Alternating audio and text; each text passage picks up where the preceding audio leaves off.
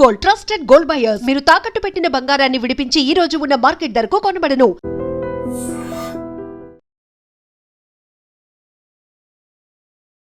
నమస్కారం, welcome to I dream. ధర్మ మార్గం విత్ విజిత కార్యక్రమానికి స్వాగతం.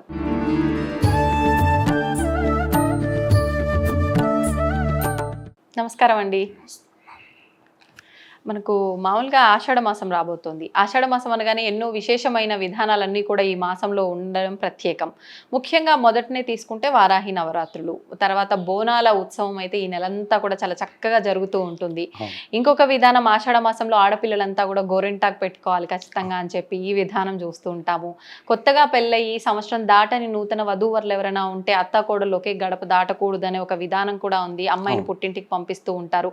ఇలా రకరకాలుగా ఉన్నాయి. అసలు ఎందుకని ఈ విధానాలు ప్రత్యేకించి ఆషాఢ మాసంలోనే ఉన్నాయో తెలియజేయండి. తప్పకుండా.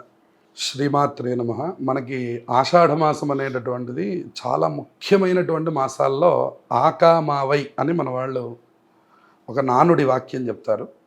ఆకామావై అంటే ఆషాఢ మాసం, కార్తీక మాసం, మాఘమాసం, వైశాఖ మాసం. ఈ అన్ని మాసాల్లోకెల్లా ఇది చాలా ఉత్తమమైనటువంటి మాసాలు, అంటే దేవతా సంబంధమైనటువంటి మాసాలు అని. అంటే పుణ్యం ఆర్జించడానికి ఇవి చాలా విశేషమైనటువంటివి అని. ఓకే. అందులో ఆషాఢ మాసానికి ఒక ప్రత్యేకత ఉంది. ఎందువలన? ఇందులో ఉత్తరాయణ దక్షిణాయన యొక్క సంయోగం కలుగుతుంది. అంటే ఈ మాసంలో ఉత్తరాయణం నుంచి సూర్యుడు దక్షిణాయనంలోకి మారుతాడు. ఇప్పటి వరకు మనం ఉత్తరాయణే అని సంకల్పం చెప్పిన వాళ్ళం. ఈ మాసంలోనే దక్షిణాయనం కూడా వస్తుంది. ఈ రెండవది మీరన్నట్లు వారాహి నవరాత్రులతో ప్రారంభం అవుతుంది. తర్వాత తొలి ఏకాదశి పండగ ఇందులోనే వస్తుంది. తర్వాత గురు పూర్ణిమ, వ్యాస పూర్ణిమ అనాలి. ఇవాళ మనకు అది సాయిబాబా పూర్ణిమ అయిపోయింది, అది కూడా మనం చెప్పుకోవాలి. కానీ అది వ్యాస పూర్ణిమ. అసలు ఈ మాట ముందు లోకంలోకి వెళ్ళాలి. సహజంగా గురు పూర్ణిమ అనడం మంచి వాక్యం, చివరికి అది సాయిబాబా పూర్ణిమ అయిపోయింది అనేటటువంటి మాట విషయం కూడా జరుగుతుంది. కానీ అది ఎవరికి సంబంధించింది అంటే వ్యాస భగవానుడికి సంబంధించి. ఎందుకంటే లోకంలో వ్యాస భగవానుడు లేకపోతే శంకర సాక్షాత్ వ్యాసో నారాయణో హరిహి అన్నారు. అంటే శంకర భగవానుడు శంకర స్వరూపం, అంటే శివస్వరూపం. వ్యాస భగవానుడు విష్ణు స్వరూపం. వాళ్ళిద్దరే మనకి ప్రధానమైన గురువులు. వాళ్ళిద్దరు లేకపోతే వాళ్ళ మీకు బుక్స్ లేవు, పురాణాలు లేవు, ఇతిహాసాలు లేవు, ఏవి లేవు వాళ్ళు. కానీ వ్యాస భగవానుడే మనకి వ్యాసోచ్ఛిష్టం ఇదం జగత్ అన్నారు. వ్యాస భగవానుడే మనకి లోకంలో ఎన్నో రకాలైనటువంటి ఉపకారములు చేశాడు ఆయన. కాబట్టి ఆయనకి సంబంధించిన పూర్ణిమ అది వ్యాస పూర్ణిమ అన్నారు. ఆ వ్యాస పూర్ణిమని గురు పూర్ణిమ అన్నారు. అంతవరకు కూడా పర్వాలేదు. కానీ వాళ్ళ లోకంలో ఎలా వెళ్ళిపోయిందంటే ఇక మీకు ఎక్కడా మీకు ఉత్సవాలు ఏం జరగవు, ఒక్క సాయిబాబా గుళ్ళో జరుగుతుంటాయి గురు పూర్ణిమ అనేటువంటి. కాబట్టి ఆ విషయం మీద కూడా మనం మాట్లాడదాం. తర్వాత ఈ ఆషాఢ మాసంలో మీరన్నట్లు ఆదివారాలు జరిగేటటువంటి బోనం ఉత్సవాలు. ఈ బోనం అన్న శబ్దానికి అర్థం ఏమిటంటే గ్రామదేవతకి సమర్పించేటటువంటి యొక్క ఒక ఉత్సవం, గ్రామదేవతలకి జరిగేటటువంటి ఉత్సవాలు. అందుకనే మనకి ఎల్లమ్మ, ఉప్పలమ్మ, మహంకాళి ఇత్యాది దేవస్థానంలో జరుగుతాయి. అంటే గ్రామదేవతా ఉపాసన చేయడానికి యోగ్యమైనటువంటి యొక్క కాలం ఈ ఆషాఢ మాసం. కాబట్టి గ్రామదేవతా ఉపాసన చేయడం ద్వారా గ్రామము, లోకము, ఆ దేశము అన్నీ కూడా సస్యశ్యామలంగా ఉంటాయి. మనం ఎక్కడికి వెళుతున్నా కూడా ఇదివరకు మనకి గ్రామదేవతలు ఊరి చివరి భాగంలో కనపడేవారు. బాగా దూర ప్రయాణాలు జరిగేటప్పుడు, వివాహాదులకు వెళ్ళేటప్పుడు అక్కడ కొబ్బరికాయ కొట్టి బయలుదేరేటటువంటి సంప్రదాయం కూడా ఉండేది.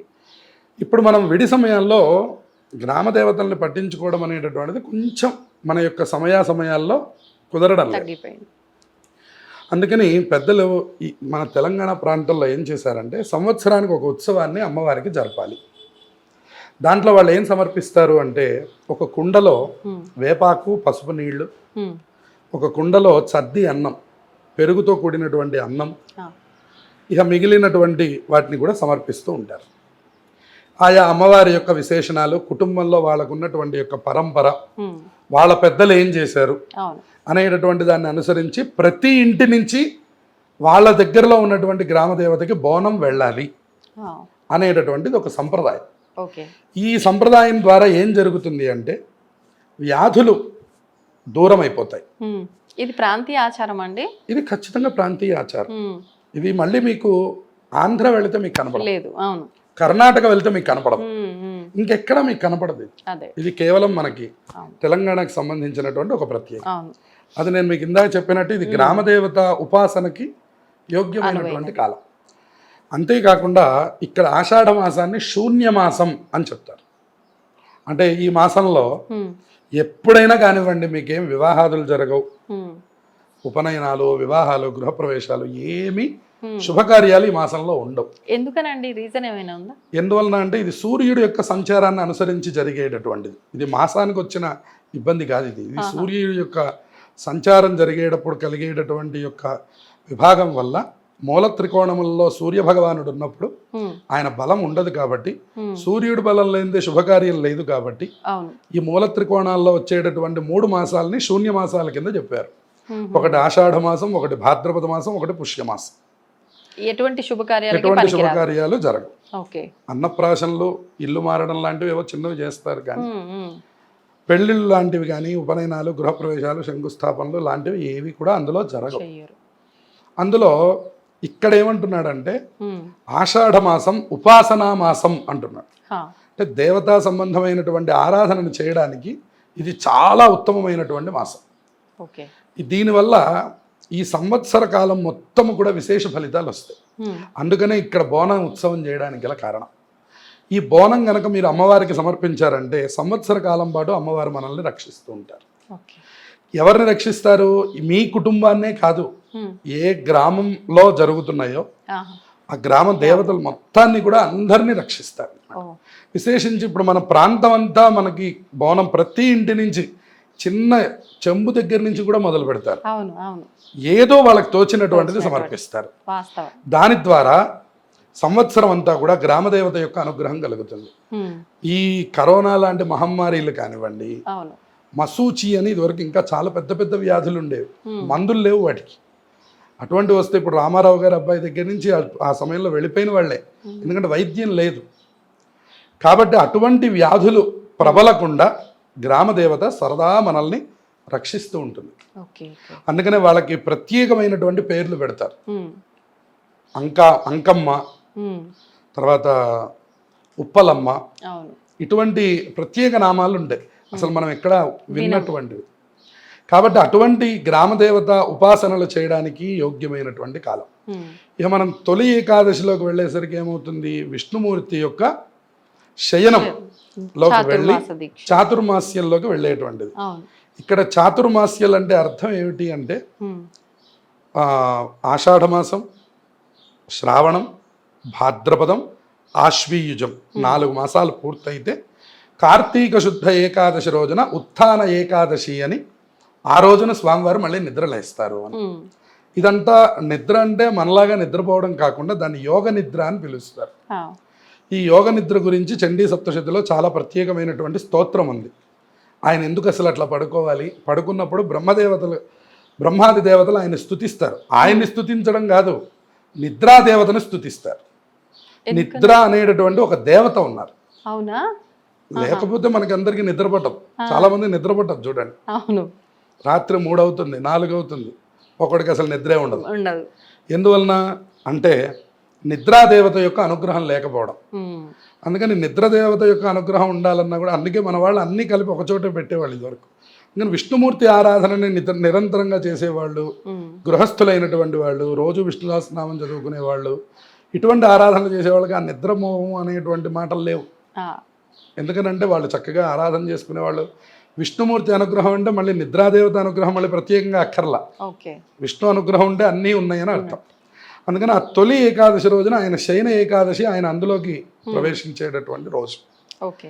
అట్లాగే వ్యాస పూర్ణిమ గురించి చెప్పుకున్నాం. అది వ్యాస భగవానుడికి సంబంధించినటువంటిది. పురాణములన్నీ కూడా ఏర్పాటు చేసినటువంటి వ్యాస భగవానుడికి ఉత్సవం చేయవలసినటువంటి పూర్ణిమ. అందుకనే సన్యాసులందరూ కూడా ఆ రోజున చాతుర్మాస్య దీక్షను తీసుకుంటారు. ఆ, వాళ్ళు కూడా వ్యాస పూజ చేస్తారు.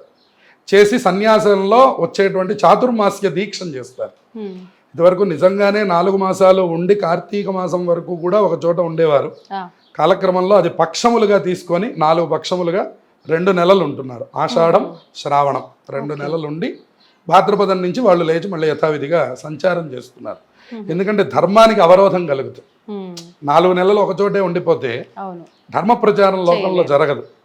అందువలన వాళ్ళు లేచి మళ్ళీ ప్రచారం ప్రారంభం చేస్తారు. ఇటువంటి వ్యాస పూర్ణిమ కూడా ఈ మాసంలోనే ఉంది.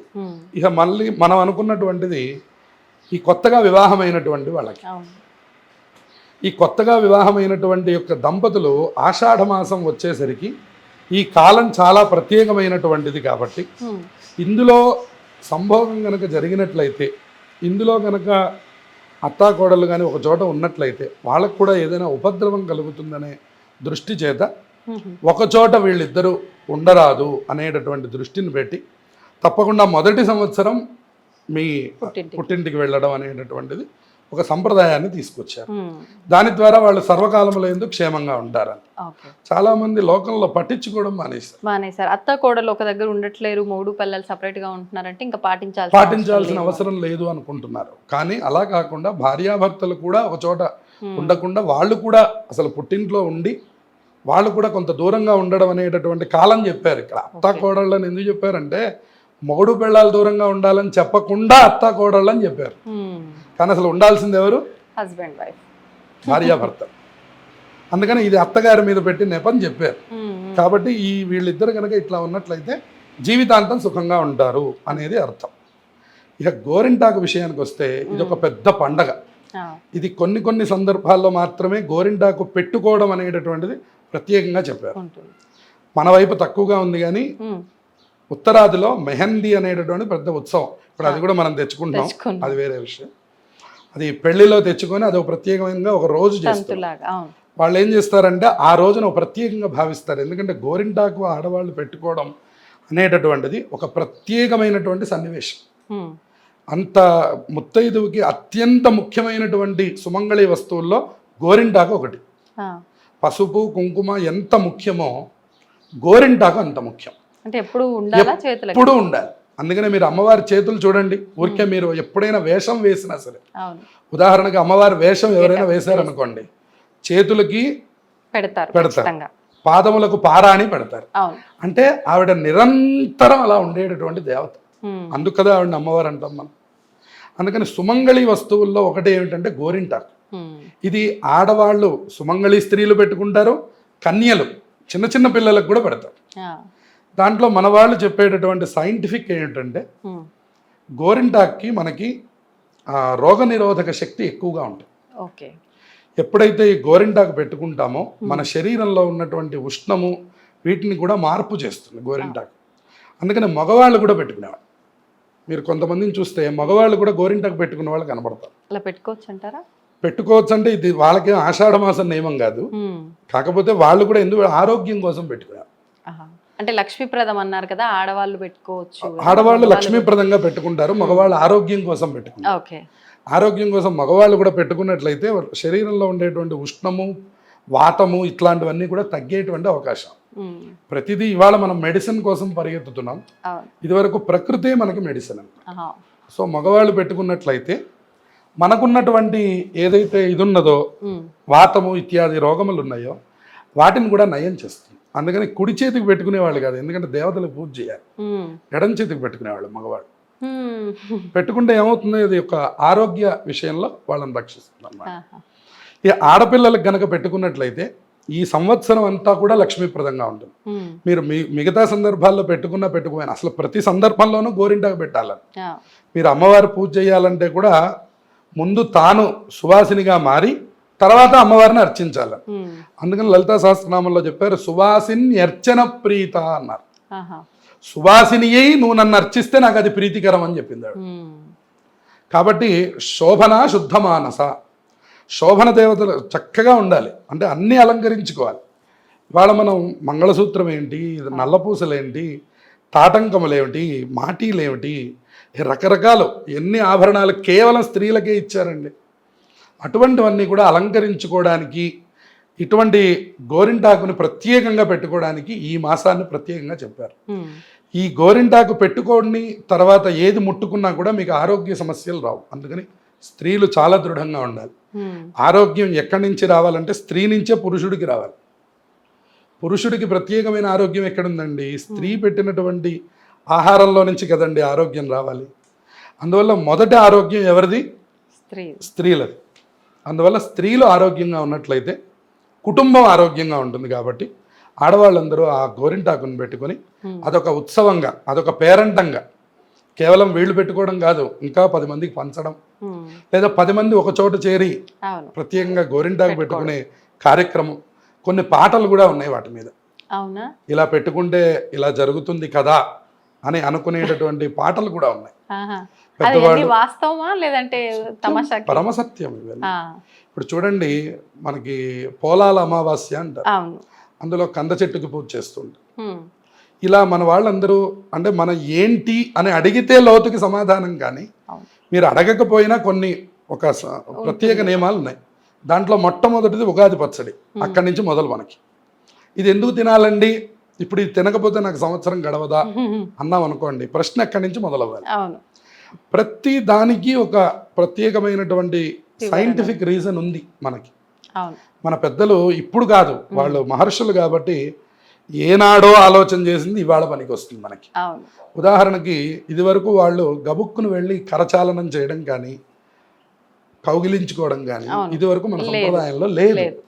సరే, మనం విదేశాలు వెళ్ళొచ్చి మనం అన్ని వాళ్ళవి మనము, మనవి వాళ్ళు, మనం ఎక్స్చేంజ్ చేసుకున్నాం అనమాట.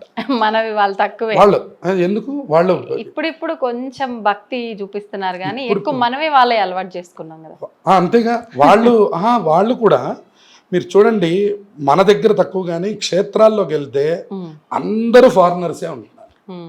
వాళ్ళు మన యొక్క దాంపత్య విషయాదుల్ని అసలు ఈ క్షవరం చేయించుకొని గుండు పిలక పెట్టుకునేటటువంటి సంప్రదాయాన్ని, అలాగే రోజుకి మనకి 3 పూట్ల స్నానం ఉందనుకోండి, మీకు ఫారెన్లో అన్నిసార్లు స్నానం లేదు. వాళ్ళు అసలు రోజుకు ఒకసారి చేస్తే గొప్ప విషయం కాదు. ఎందుకు ఇట్లా చేయాలి అంటే శరీర ధర్మం. రెండోది సూర్య భగవానుడి యొక్క తేజస్సు మన మీద పడ్డం, మన ఉపాసన చేయడం, ఇటువంటివన్నీ కూడా వాళ్ళు ఇక్కడికి వచ్చి నేర్చుకుని మళ్ళీ ఎందుకు అటు వెళ్ళాలి, మేము ఇక్కడే ఉంటాం, మేము ఇక్కడే ఇల్లు తీసుకుంటాం, మేము ఇక్కడే ఉంటాం. అరుణాచలంలో మీరు వెళ్తే ఎంత మంది కనపడతారో మీకు.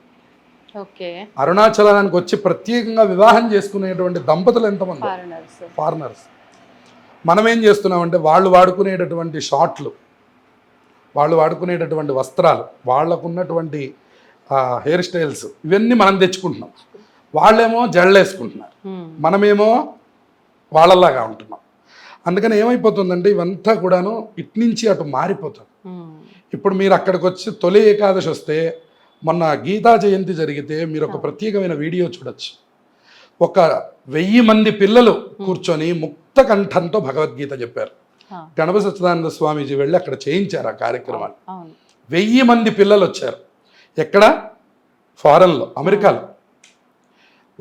అమెరికాలో 1000 మంది పిల్లలు ఉన్నారంటే మనకి ఇక్కడ ఇండియాలో ఇంత ప్రదేశమైనటువంటిది, ఇంత భక్తి భూమి అయినటువంటిది, ఇంత కర్మభూమి, ఇంత వ్యవస్థలో ఎంతమంది రావాలండి భగవద్గీత పారాయణకి? కానీ మనకి ఎంతమంది మన పిల్లలకి భగవద్గీత నేర్పిస్తున్నాం? ఎంతమంది పిల్లలకి విష్ణు సహస్రనామం వచ్చు? ఎంతమంది పిల్లలకి అసలు భగవంతుడి మీద యొక్క బుద్ధిని నేర్పిస్తున్నామా? ఇవేమీ నేర్పించకుండా వాళ్ళ తల్లిదండ్రులు చూడట్లేదు అంటున్నాం. చివరికి ఎలా చూస్తారు వాళ్ళు? అంతే కదా. భగవంతుడే తెలియని వాడికి తల్లిదండ్రులు ఎలా తెలుస్తారు? తల్లిదండ్రుల్ని భగవంతుడు అనాలంటే ముందు వాడికి భగవంతుడు ఎవడో తెలియాలి. తెలిసాక వాడు తల్లిదండ్రుల్ని భగవంతుడిగా భావిస్తాడు. భగవంతుడికి మీరేదో మేలు చేయడం కాదు, మనకి మనం మేలు చేసుకోవడం, భగవంతుడి ఆరాధన చేయడం. మనం అనుకుంటాం, తులసిమాల తీసుకెళ్ళి ఇస్తే మా ఇంట్లోనండి, మా వెంకటేశ్వర స్వామి గుళ్ళో ఎవరు పట్టించుకోరండి, నేనే తులసిమాల తీసుకెళ్ళి ఇస్తూ ఉంటాను. ఆయన వేసినా వేయకపోయినా ఆయన ఏం బాధపడ్డు. కానీ తులసిమాల సమర్పించడం ద్వారా నీ ఖాతాలో పుణ్యం వేశారు. నీకెప్పుడో రావాల్సినటువంటి ఆపదకి ఆయన అడ్డుపడాలి, ఆయన బాధ్యత వహించాలి. ఎందుకని? నువ్వు ఎప్పుడో ఒకసారి తులసిమాల ఇచ్చినటువంటి కృతజ్ఞతని ఆయన నీ ఖాతాలో రాసి పెట్టాడు. ఆయన నీకు ఎప్పుడో ఆపద వచ్చేటప్పుడు ఆయన వచ్చి అడ్డుపడాలి. అదే గజేంద్ర మోక్షం. అదే మనకి సిరికింజప్పుడు శంఖచక్ర యుగమున్ చేదోయి సంధింపడే పరివారంబును చీరడు. ఆయన ఏం వాహనాలు చూసుకోలేదు, చేతుల్లో కరెక్ట్గా ఉన్నాయండి, శంఖచక్రాలు ఏమన్నా వంకర ఉన్నాయా, మేము ఆయన అడగలే.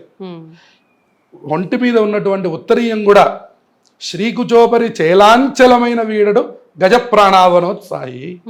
పరిగెత్తుకుంటూ భక్తుల రక్షణ కోసం పరిగెత్తితే అమ్మవారు పమిటి కొంగు పట్టుకొని ఆయన వెనకాల పరిగెత్తింది. అంత గొప్ప అనుగ్రహ ప్రదాత విష్ణుమూర్తి అన్నమాట. ఆ విష్ణు ఆరాధనకి సంబంధించినటువంటి మాసం మనకి ఈ ఆషాఢ మాసం. ఈ ఆషాఢ మాసంలోనే ఈ శుభకార్యాలన్నీ కూడా చెయ్యమని ప్రత్యేకంగా ఉపాసకులకి ఇది చాలా ముఖ్యమైనటువంటి మాసం. ఇంకొకటి ఏం చెప్తున్నారు అంటే పౌర్ణమికి సముద్ర స్నానం చాలా విశేషమైనటువంటి ఆషాఢ పౌర్ణమికి సముద్ర స్నానం చేసినటువంటి వాళ్ళకి సంవత్సర కృత ప్రాయశ్చిత్తం జరుగుతుందని చెప్పారు. సంవత్సరంలో చేసినటువంటి పాపములు పోవడానికి 4 అవకాశాలు ఇచ్చారు. మనం ఏమంటామంటే మాకు ఆ రోజు బోర్డు మీటింగ్ ఉందండి, కుదరదండి అంట. అందుకని వాళ్ళు ఆలోచించన్నారు, పోన్లే ఆషాఢ మాసంలో కుదరలేదు, కార్తీక మాసంలో వెళ్ళవయ్యా అన్నారు. అయ్యో నేను ఫారంలో ఉన్నానండి అన్న. పోన్లేవయ్యా మాఘమాసంలో వెళ్ళవయ్యా అన్న. పోను మాఘమాసం చలికాలం అండి, నేను అసలు నీళ్ళల్లోకి దిగను అన్న. పోన్లే ఎండాకాలం వైశాఖ మాసంలో వెళ్ళవయ్యా అన్నారు. నాకు కుదరదండి అన్నారు. ఇంకా దండం పెట్టమన్నారు, భరించాల్సింది అంతే. అందుకని ఏంటంటే ప్రతి అవకాశాన్ని ఎక్కడికక్కడ మనకి సెట్టుగా పెద్దలందరూ నిక్షిప్తం చేశారు, ఋషులందరూ నిక్షిప్తం చేశారు మన కోసం. వాళ్ళందరూ ముందుగానే చెప్పి పెట్టారు, ఇటువంటి మాసాలు ఉన్నాయి, ఇటువంటి కాలం, ఇటువంటి ఋతువు, ఇటువంటి కాలం మనకు వచ్చినప్పుడు ఇటువంటివి కనుక ఇంట్లో చేసినట్లయితే తప్పకుండా అవన్నీ మనకి ఇబ్బంది లేకుండా ఉంటాయి. చూడండి, మీకు ఆ కళ్ళాపి చల్లుకొని పల్లెటూళ్ళల్లో ఉన్న ఇప్పటికి కూడా మనం చెప్పచ్చు, సిటీలో జీవనం చేస్తున్నటువంటి వాళ్ళందరికంటే పల్లెటూరు వాళ్ళు ఎంత ఆరోగ్యంగా ఉన్నారనేటటువంటిది ఎవరికి చెప్పక్కర్లేదు, అందరికీ తెలుసు. మన తాతగారు చేసినటువంటి ఎన్నో పనులు మనం చేయలేం. ఆయన ఒక పెద్ద మొద్దు తీసుకొని వెళ్ళి అవతల పెట్టగలరు ఈనాటికి కూడా. 72వ సంవత్సరం 25 కేజీల బస్తాని భుజాన వేసుకొని వెళ్ళి లోపల పెట్టగలరు.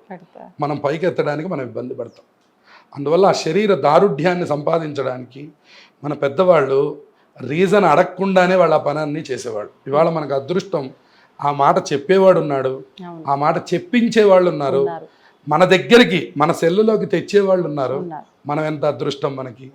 ఇవన్నీ వచ్చాక కూడా ఇంకా మనం సైడ్ క్వశ్చన్స్ వేసి క్రాస్ క్వశ్చన్స్, మనం ఎందుకు చెయ్యాలి, మనకేం ప్రయోజనం అనేటువంటి మాటల ద్వారా వెనక్కి జరిగితే కల్చర్ ద్వారా పొందవలసిన ఏ ప్రయోజనాన్ని మనం పొందలేము. కాబట్టి ఏది చెప్పారో పెద్దలు, చెప్పడం ఒక ఎత్తు, ఆచరించడం ఒక ఎత్తు. అందుకనే పెద్దలు ఏం చేస్తే అది చెయ్యమనే శాస్త్రం చెప్పింది.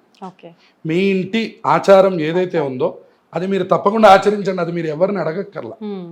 అట్లాగే ఏదో శాస్త్రం చెప్పిన కొన్ని విషయాలు ఉన్నాయి, అవి కొన్ని అందరికీ తెలియవు. కాబట్టి ఎవరైనా పెద్దలు చెప్పినటువంటి సందర్భంలో మీరు ఆచరించండి, దాని ద్వారా మీరు ఫలితాలు పొందుతారు అని చెప్తున్నారు. ఇవాళ ఇంత వైభవంగా మన సెల్లుల్లోకి, అంటే మనం ఎక్కడికో వెళ్ళి తెలుసుకుని ఇదివరకు పెద్దల్ని ఆశ్రయించి వాళ్ళని సేవించి తెలుసుకోవాల్సి వచ్చాయి. ఇవాళ అవకాశం కూడా అవసరం లేదు, చక్కగా సెల్లు ఓపెన్ చేస్తే మనకు అన్ని విషయాలు తెలుస్తున్నాయి. దాంట్లో కొద్దిగా బుద్ధి మనం ప్రత్యేకంగా వాడి ఏది మంచి ఏది చెడు అని తెలుసుకునేటటువంటి స్థితిని కలిగితే నువ్వు వీటి ద్వారా ఎన్నో ప్రయోజనాలు పొందుతావు, తగినటువంటి ఫలితాలన్నీ పొందుతావు.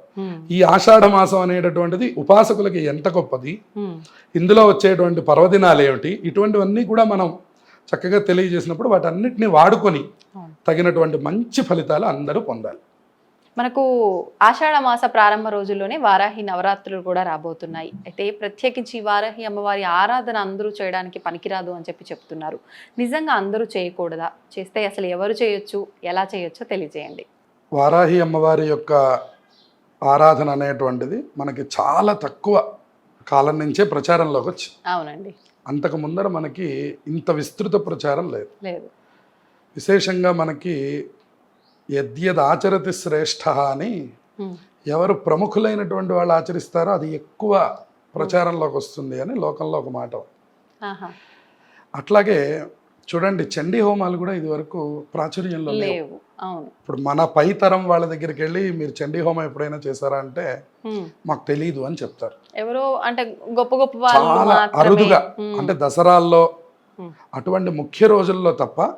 ఇప్పుడు మనకి నిత్యకృత్యంలో కూడా చండీ హోమాలు జరుగుతున్నాయి, అంటే శాంతి కార్యక్రమాల్లోనూ అలాగే అందులో కూడా జరుగుతున్నాయి. అయితే అమ్మవారు అందులో చెప్పి ఉన్నారు, శాంతి కర్మని సర్వత్ర తథా దుస్వప్న దర్శనే అని అమ్మవారు అందులో చెయ్యమని చెప్పి ఉన్నా తొందరపడి ఎవరు ఆ పని చెయ్యలేదు. కానీ ఎప్పుడైతే కేసీఆర్ గారు 5 చండీ యాగం కార్యక్రమాన్ని నిర్వహించారో అప్పుడు ప్రజలందరూ కూడా ఈ చండీ హోమం చెయ్యాలి అనేటువంటి దృక్పథంలోకి వెళ్ళారు. అవును.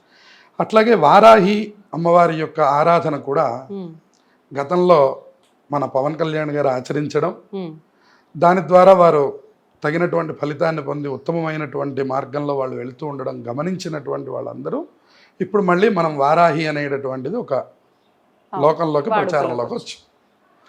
అయితే ఈ దేవతలందరినీ ఉగ్రదేవతలు, తాంత్రిక దేవతలు అని పిలుస్తారు. వారాహి, శ్యామల ఇత్యాది నవరాత్రుల్ని గుప్త నవరాత్రులు అన్నారు. కానీ మనం అందరం ఆ మాట చెప్తున్నాం, కానీ అసలు గుప్తం అనే మాట వదిలేస్తున్నాం. గుప్తం అంటే అర్థం సీక్రెట్ అని అర్థం. అది గోప్యం, అది రహస్యంగా ఉండాలి. ఇప్పుడు రహస్యమైనటువంటి విషయాల్ని ప్రకటితం చేయడం ఎటువంటిదో, ఎవరిని కూడా దేవతా ఆరాధన తప్పు అనే మాట మనం చెప్పడానికి వీల్లేదు. కానీ అది ఎవరికి అవసరమో వాళ్ళు ఆచరించాలి. కానీ ఇది అందరికీ అవసరం కానటువంటిది అనేటువంటి మాట చెప్పాలి. ఎందువలన అందరూ చేయడానికి ఇది అవకాశం లేదు. అంటే ఎవరు చేయాలంటారు? ఎవరు అంటే ఆయా దేవతా ఉపాసకులు ఉంటారు ప్రత్యేకించి. ఇప్పుడు అటువంటి ఉపాసకుల దగ్గరికి మీరు అందరూ వెళ్ళి నమస్కారం చేయడానికి అవకాశం ఉంటుంది. కానీ లోకంలో ప్రచారంలో ఇంట్లో చేయడానికి అనేటటువంటి ఒక అభిప్రాయంలోకి జనాలందరూ ఉన్నారు.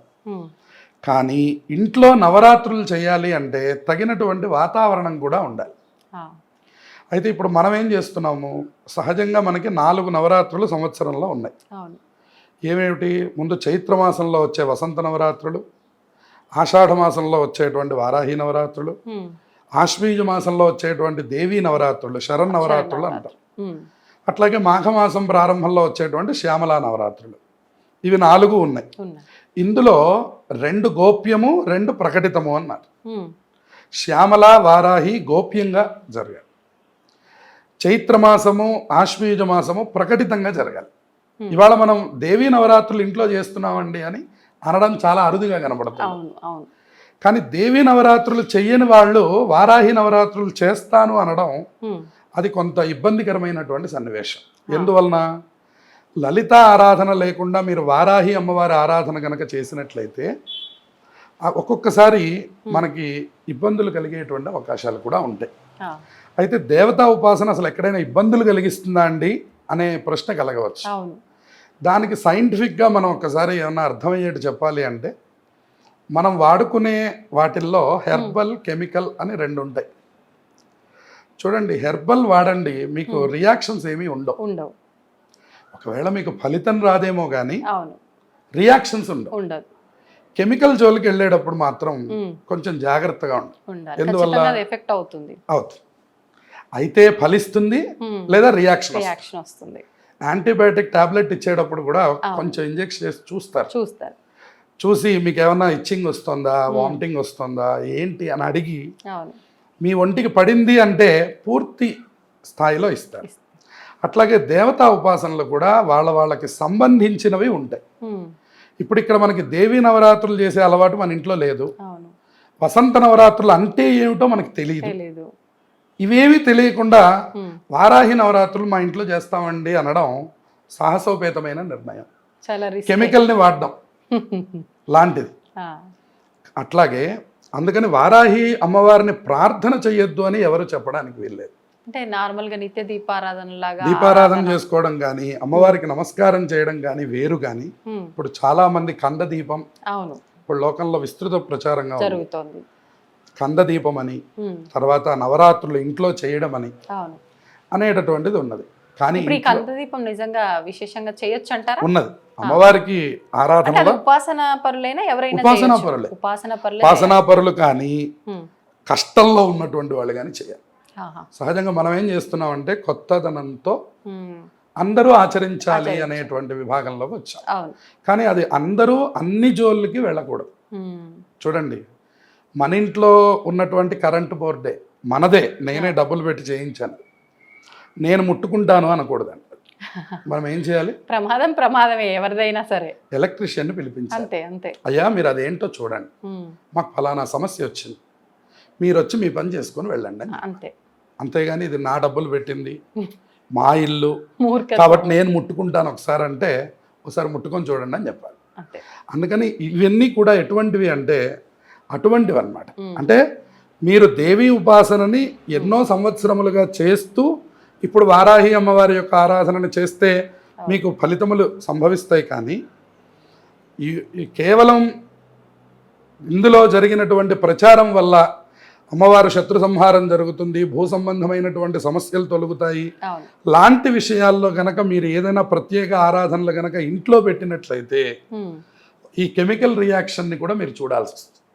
ఇప్పుడు మన తరఫున పోని మనం ఏదైనా ఇబ్బందిలో ఉన్నప్పుడు ఆ ఉపాసనా పరుల చేత మనకు సంబంధించిన కార్యక్రమం చేయించుకుంటే ఫలితం ఉంటుందా? తప్పకుండా ఉంటుంది. చేయాల్సింది కానీ అదేనేమో వాళ్ళు ఎక్కడ కదా? చేయాలి? వాళ్ళు వచ్చి చేయాలి. మన ఇంట్లో చేయొచ్చా? మన ఇంట్లో చేయొచ్చు. అంటే మీకు ఉపాసకుడు దగ్గరగా ఉన్నాడు అనుకోండి, మీకు దానివల్ల సమస్య రాదు. ఓకే. ఉపాసకుడు మీదకి ముందు అమ్మవారి యొక్క దృష్టి వెళ్ళినప్పుడు ఓహో వీడు ఫలానా అనేటటువంటి దృష్టికి వెళ్తుంది. కానీ ఆవిడ కన్నులు తెరిచినప్పుడు కానీ అటువంటిప్పుడు కానీ ఆ ఉపాసకులు కాకుండా సామాన్యులు కూడా వెళ్ళి ముట్టుకునేటటువంటి ప్రయత్నాన్ని చేస్తే అది ఆ సందర్భంలో ఎటువంటిది అనేది మనం ఏమి చెప్పలేం. అంతే. ఈ రియాక్షన్ ఎటువంటిది, ఖచ్చితంగా ఇలాగే వస్తుందనో లేదా మీరు భయపెడుతున్నారనో, చేసేటటువంటి వాళ్ళని కూడా మీరు భయపెడుతున్నారు అని లోకంలో అనిపిస్తుంది. కానీ ఇది భయపెట్టడం కాదు, ఉన్న సత్యం మనం మాట్లాడుకోకపోతే ఇబ్బందులు ఎదుర్కొనేటప్పుడు కూడా అటువంటి స్థితే ఉంటుంది. కాబట్టి ఇబ్బందికర పరిస్థితుల్లో మనం పడడం కంటే ఊరుకున్నంత ఉత్తమం లేదు అని మనకి ఉన్నది. అంతే. కాబట్టి మనకి మౌనంగా అమ్మవారికి ఆరాధన చేయగలసిన పనే లేదు. ఇప్పుడు అసలు ఒకవేళ ఆరాధన చేయాలన్నా ఇది రాత్రి సమయంలో చేయాలి అని ఇది తప్పకుండా అసలు దీనికి ఎన్ని నియమాలు ఉన్నాయి.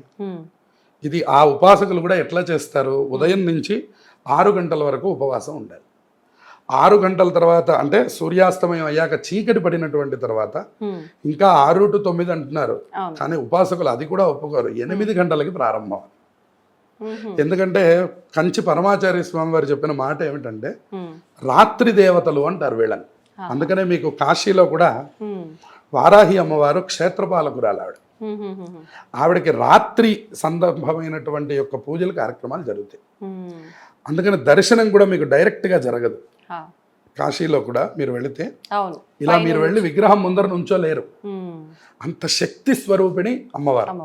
ఆవిడ దండనాయకి లలిత అమ్మవారికి. ఆవిడేమో మంత్రిని, ఈవిడ దండనాయకి. మంత్రిని ఎవరు? శ్యామల.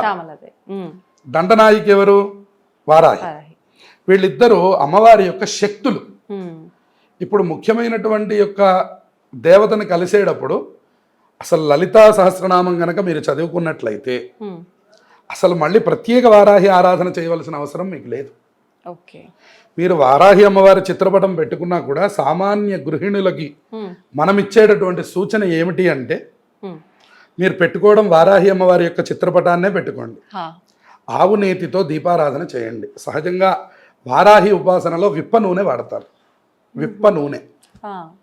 కానీ ఆ ఉపాసన లేనటువంటి వాళ్ళు ఆ దీపారాధన చేయడాన్ని పెద్దలు అంగీకరించలేదు.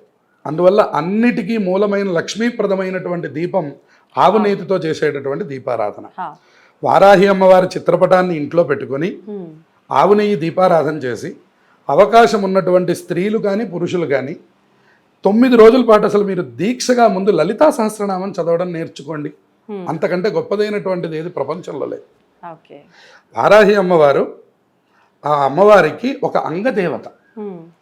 ఇప్పుడు అంగదేవత ఉపాసననే మీరు గొప్పదన్నప్పుడు ముఖ్య దేవతా ఉపాసన ఇంకా ఎంత గొప్పది. అంతే కదా.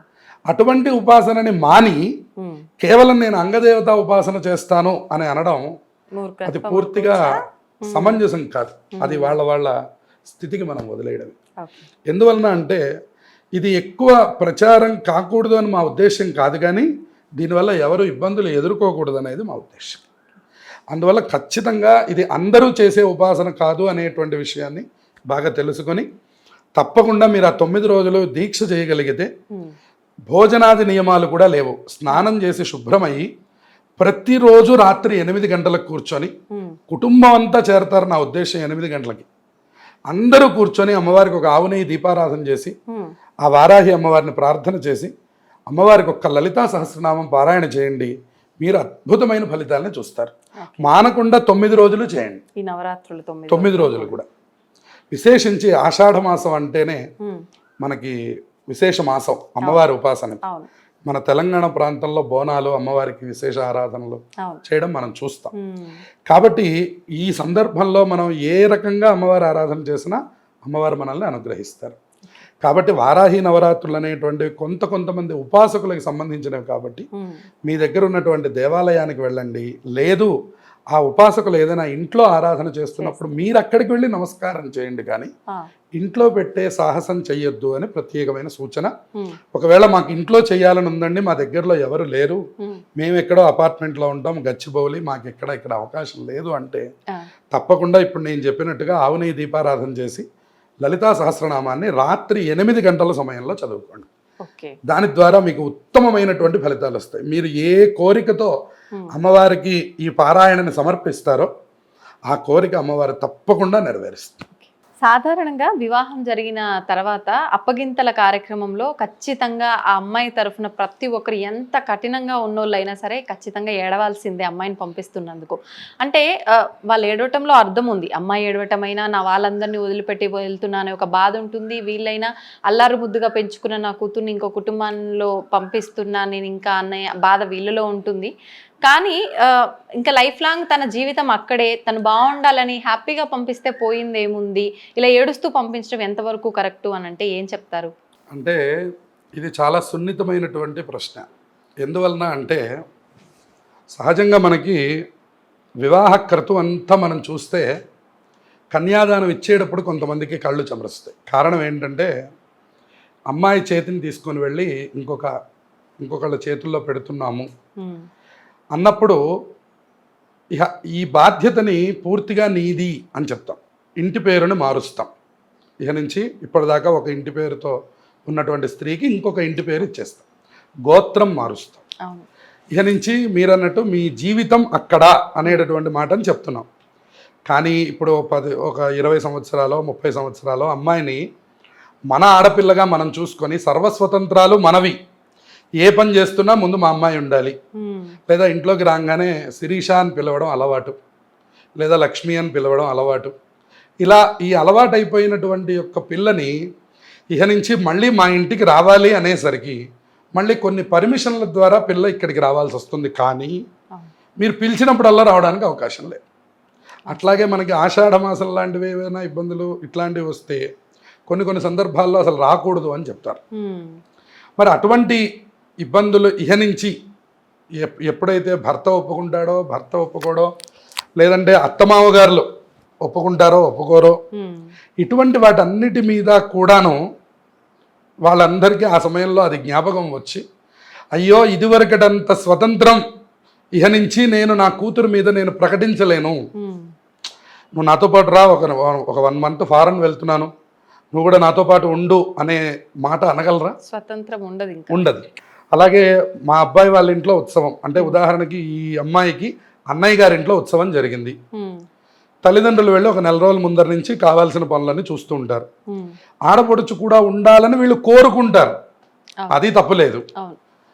పంపించడం కుదరలేదు, ఒక 10 రోజుల ముందర వచ్చింది అని అనుకుంటే అది కూడా తప్పులేదు. ఎందుకంటే అత్తగారు మామగారు వాళ్ళని కూడా చూసుకోవాల్సిన బాధ్యత ఈ అమ్మాయి మీద ఉంటుంది. కానీ వీళ్ళందరికీ గుర్తొచ్చేది ఏమిటంటే, అరెరే అంత స్వతంత్రం ఇహ లేదే, నమమా అని కన్యాదానం చేయకపోయినా ఇహ నుంచి ఆ స్వతంత్రాన్ని ప్రకటించలేము. నేను సినిమాకి వెళుతున్నాను కాబట్టి నువ్వు కూడా సినిమాకి వచ్చేసేయి అనలేరు. నేను బయటికి వెళుతున్నాను కూరలు తెచ్చుకోవడానికి, నువ్వు కూడా రా అనడానికి అవకాశం లేదు. కానీ ఇదివరకు ఆ మాటలన్నీ చెప్పాం. అమ్మా నేను నాన్న అక్కడ ఉంటాం, నువ్వు డైరెక్ట్గా అటు నుంచి అటు వచ్చేసేయి అంటే ఓకే జాయిన్ అయిపోవడం, వాళ్ళకి కావాల్సినటువంటి పనులన్నీ చేసుకోవడం. అలాగే బయటికి వెళుతున్నాము, షాపింగ్కి వెళ్తున్నాము, చీర కొనుక్కుంటున్నాము అంటే తల్లి ఒక చీర, కూతురుకు ఒక చీర కొనేసుకుంటారు. అటువంటి విభాగాలన్నీ ఇహ నుంచి అయ్యో తప్పించుకుంటున్నాము, అయ్యో ఇహ నుంచి అలా కుదరదు అనే ఒక దృష్టి చేత ఆ సమయంలో మనం ఆపినా అది ఆగేది కాదు. కానీ మీరన్నట్టు ఇదివరకటి కంటే ఇప్పుడు కొంచెం అప్డేట్ అయిన విషయం ఏమిటంటే, ఇదివరకటంతటి ఏడుపులు ఇప్పుడు లేవు. ఎందువలన అంటే వాళ్ళకు కూడా తెలుస్తుంది, ఇవాళ వీడియో కాల్స్ ఉన్నాయి, ఫోన్ కాల్స్ ఉన్నాయి, అన్నీ వాట్సాప్ ఉంది, ప్రతి యాక్టివిటీ తెలిసే ఛాన్స్ ఉంది, స్టేటస్ ఉంది, అన్నీ ఉన్నాయి. కాబట్టి ఇదివరకటంత స్థాయి ఇప్పుడు లేదు. ఇదివరకటంటే వేరే ఊరిస్తే మళ్ళీ ఎప్పుడు వెళ్ళి అమ్మాయిని చూస్తామో, ఉమ్. ఎందుకంటే పండగ రాందే ఊరికే వియ్యాల వారింటికి వెళ్ళలేము. వెళ్ళలేరు. అంటే మళ్ళీ పండగ వరకు అమ్మాయిని చూడడానికి ఆగాలి అన్నా కూడా ఆ తల్లికి ఆ తండ్రికి దుఃఖం పొంగుకొచ్చేస్తుంది. ఫోన్లు కూడా లేవు అప్పట్లో. లేవు, ఏ రకమైన అవకాశం లేదు. ఉన్నా ఇదివరకు ల్యాండ్ ఫోను, ఈవిడ ఫోన్ చేయాలి, ఆవిడ దొడ్లో పని చేస్తుంటే ఆవిడ పిలవాలి, ఆవిడ వచ్చేంత వరకు ఈవిడ ఆగాలి. ఉమ్. అప్పుడు వచ్చి ఈవిడ తీసుకొని అమ్మ అంటే అమ్మ అనాలి. మళ్ళీ కరెంటు టెలిఫోన్ బిల్లు పెరిగిపోతుందేమో అని మళ్ళీ వెంటనే పెట్టేయాలి. కానీ ఇప్పుడు ఆ అవకాశం లేదు కాబట్టి ప్రతి యాక్టివిటీ మనం మన తల్లిదండ్రులకి ఉమ్. ప్రపంచానికే తెలియజేస్తున్నాం. అవును.